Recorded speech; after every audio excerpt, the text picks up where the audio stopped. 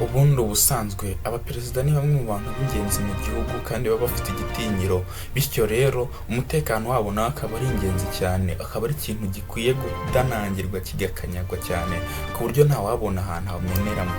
Uyu mutekano kandi aba agomba kuwugumana mu gihe yaba ari kuri ofisi ndetse no mu gihe ari mu rugendo. Rero iyo bigeze muri Afurika bihindura isura kuko niwo mugabane wonyine n'abaperezida benshi bava bitewe n'amakudeta cyangwa se bakava bitewe n'uko bishwe. Uyu mutekano wabo rero uba ugomba kurindwa by'umwihariko mu gihe bari mu rugendo kuko baba bafite abanzi benshi bashobora kubategera mu mihanda, imodoka zabo zigaturitswa cyangwa se zikaraswaho n'urufaya rw'amasasu. Uyu munsi rero tugiye kurebera hamwe abaperezida 5 bafite imodoka z'ibikoko, imodoka zitavogerwa, imodoka zimeze nka burende zigenda, ibifaru by'intambara bigenda mu mihanda.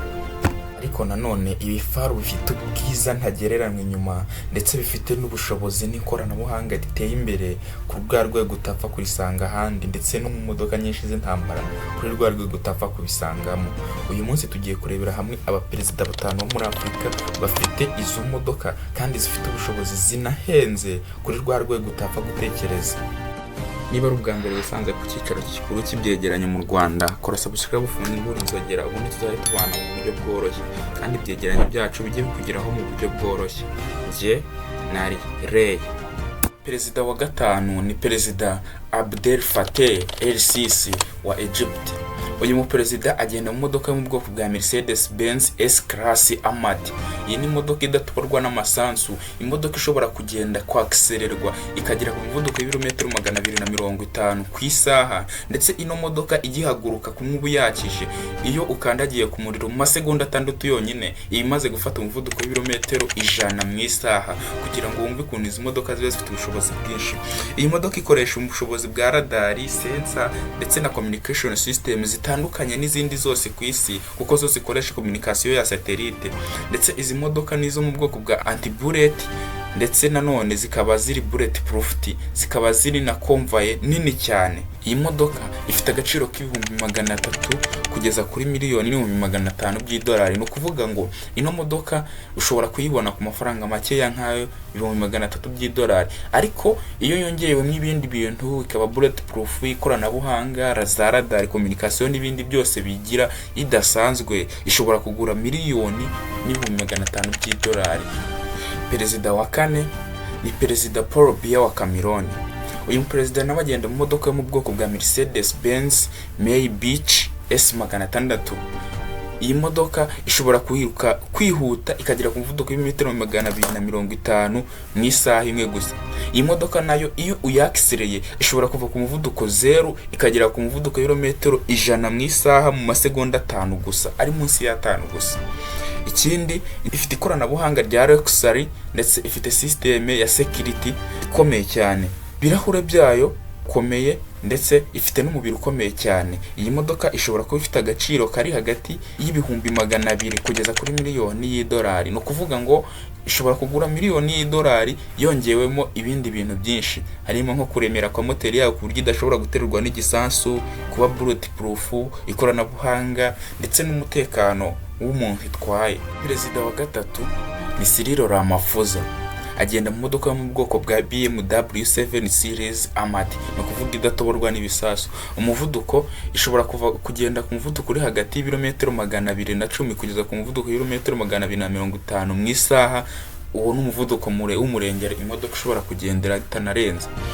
No imodoka ushobora kuyakserera ikava kuri 0 ikagera ku muvuduko w'ibirometero 100 mu isaha mu masegonda ari hagati ya 5 na 6 gusa. Ikoranabuhanga ifite sensor, ifite auto parking, ifite driving assistant, no kuvuga ishobora kwitwara, ndetse n'imodoka mu bwoko bwa bulletproof ndetse ni anti explosion system, no kuvuga ngo nta gishobora guturitswa n'ibisasu.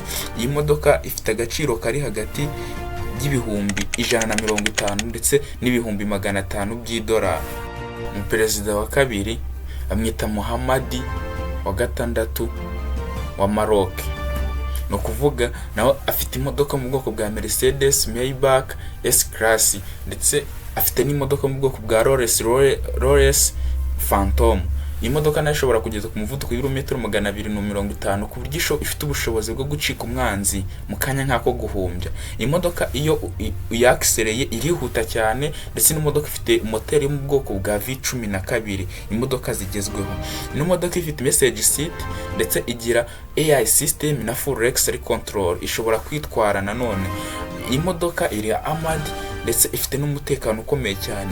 Iyi modoka iyo yongewemo n'ibindi bintu byinshi ikaba iri bulletproof n'iyo byose tuvuze haruguru, ifite agaciro kose ka miliyoni y'idolari.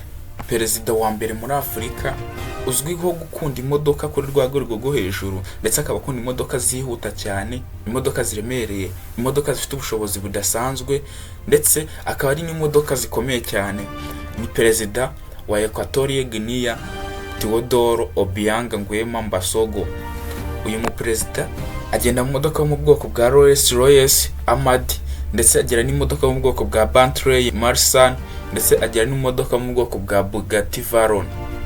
No kuvuga ngo izi modoka zose zifite ubushobozi butagereranwa bwo kwirukanka ku buryo zishobora kugera ku muvuduko w'ibirometero 250 ku isaha, ibintu bidakunze kuboneka ahantu hariho hose ku isi. Ifata umuvuduko neza n'ubwo iremereye, kandi iri bulletproof, ndetse igira n'ikoranabuhanga rya night vision ku buryo niyo yaba ari mu mwijima ungana gute, iyi modoka uyitwaye arakomeje agatwara. Ndetse ino modoka igira run flat tire, no kuvuga ifite amapine meza ku buryo ifata umuvuduko ntagira cyaba ntashwanyagurike. Iyi modoka nanone ibikurikiwe na convoy z'abasirikare nazo zimeze gutyo, ziri armored ndetse zifite ubushobozi ntagereranwa, ndetse ifite na van igomba kujaminga ikoranabuhanga ry'ahantu hageze ako kanya nta n'umuntu abisabiye uburenganzira. Iyi modoka yo rero ifite agaciro ntagereranwa, kuko iba ifite agaciro kari hagati y'ibihumbi 500 kugeza kuri miliyoni 2 z'idolari. Ni ukuvuga ino modoka yongeyemo biriya byose nakubwiye haruguru, ikaba ifite uburemere budaterwa n'igisasu, ikoranabuhanga ntagereranwa mu itumanaho ndetse no gukusanya amakuru. Iyi modoka ishobora kugura ku kayabo ka miliyoni 2 z'idolari. Ngaho wese wibaza His Excellency Paul Kagame ari ku mwanya wa kangahe, afite imodoka bwoko ki, zimeze gute, ziteye gute? Niba ushaka kuza wamenya ukuntu bimeze, dukurikire, dukore subscribe, ufungure inzogera, ubundi tuzakomeza tujye tubana mu biganiro byacu. Ciao ciao.